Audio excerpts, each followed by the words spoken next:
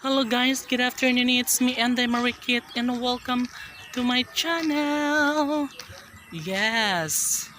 Guys, pupunta ako ng bayan. Ito.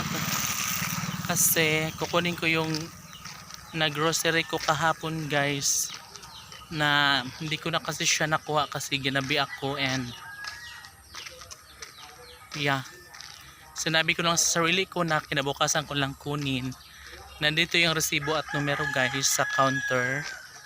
And ngayon ko siya kukunin kasi sobrang kahapon kasi masyado ng masikip. Wala ng time. So right now guys, it's already 5:20 in the afternoon and sobrang mainit guys. Tingnan nyo. Oh. Sobrang iminit. Grabe na siya. Sobrang init guys and ilang araw na ditong ilang araw nang mainit dito, buwan naman siguro, and yun nga, so tiis-tiis na lang muna tayo.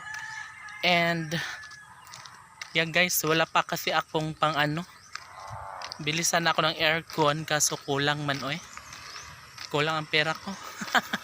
Susunod na lang siguro mga sunod taon puhon.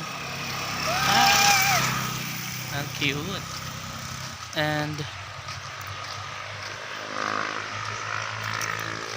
kulang pa yung pera natin, so lang muna tayo, tiyaga lang muna tayo sa electric fan. Lalong lalo na guys pag ganitong kainit. Oh my god, ang sarap, may aircon talaga. So simple lang naman ang buhay, so basta naka aircon okay na yun. Fight na, di ba? So yun lang naman, bali ano lang yun sa sarili natin, regalo. So kailangan basta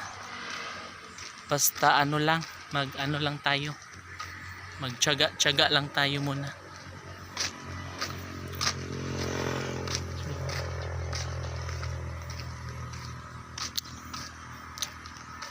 Ay, nandito na ako sa pakulimlim guys. Mainit pa rin pero dito na kasi gilid. Diba? Sobra. Wala pang 3 minutes ha. Diba? Nandito na ako guys sa highway. Magpagantay ako dito ng tricycle. Diba?